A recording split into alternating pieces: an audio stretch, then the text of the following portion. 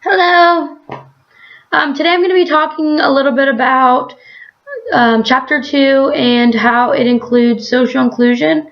Some people don't really know exactly what social inclusion is, so I found the definition of social inclusion is where all people feel valued, their differences are respected, and their basic needs are met so that they can live in dignity. So a couple of the aspects that the author hits on that I think are the most important are the top three that I think are the most important are employment, poverty, and inequality for race or gender. So number one, employment. I think this one is not the most important, but one of the most important because we have all types of different jobs. All these different jobs come with different wages. They require a certain amount of work or not a certain amount of work. People earn their wages based on the efforts they put forth in these jobs. And I think that a lot of people in today's society base other people and judge other people based on what they do and their job, which is, we like to know, hey, what do you do? That's, when you're first meeting a person, you say, hey, what's your name? Whatever. What do you do? Where do you work? And I think whether we like to believe it or not, we judge and we make first impressions based on what that person may tell us what their job title is. So I think that with employment, there's a lot of leeway for people to feel, higher up or better than some people, and vice versa. Just because, if you're a doctor compared to if you're a garbage man, the doctor will probably feel like they have a little bit more of something to work for, or that they are more deserving of something, which isn't the case in my eyes. I've always been taught that you should treat the CEO of a company the same way that you would treat a janitor. So, number two, poverty. I think this is a huge, huge one in social inclusion. The poverty statistics are outrageous in our world, and there's a lot of government programs, as you're aware of, that help with poverty and help with people who are living off of low-income jobs and all that. So I think this just kind of reflects back on what I just said about employment. I think with poverty, there's a lot of people who get judged based on where they live or what they can afford and all this other things that don't have to do with that person as a person, if that makes sense. I think that we take advantage of people. No, that's not what I'm trying to say. I'm sorry. I think that people judge people because, of their ranking in however much they make or wherever they live or whatever, which, like I said before, is kind of human nature. It's not an uncommon thing for people to do.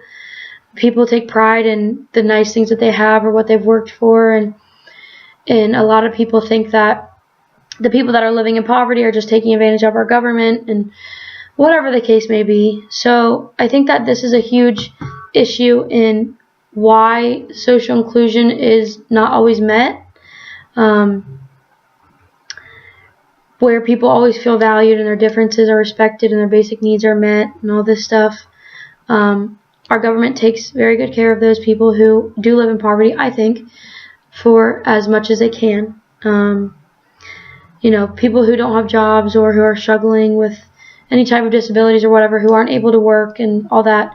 I think that the government is extremely fair, and I think that they give them what they need to live in life. I mean, I don't think that it would be necessary for people that are living in poverty or, subsidized housing or whatever to be making the same amount of money or be earning the same amount of money as those who do have, college degrees or whatever. So I think for those people who do live in poverty, I think that they get the things that they need in life, the essentials, you know, housing, food, water, all that stuff. And I think that makes it easier for them to get on their feet. So, yeah, that's why I think that's a big one. Third, and what I think is the most important, is inequality, race and gender. In today's society, we have so many issues, you know, with inequality with women, inequality with men, inequality with race, anything and everything at this point. I think everybody has a story about why they think the world is unfair and why they think companies are unfair, you know, especially with the men and women wage gap. I think that if this were to be resolved, which I never think that it will be, because I think there are going to always be people who are complaining about something or don't think something is fair. But I think this is a big reason as to why our society doesn't really have social inclusion. All these reasons are a big reason as to why our society doesn't have social inclusion, but I think this is a big one.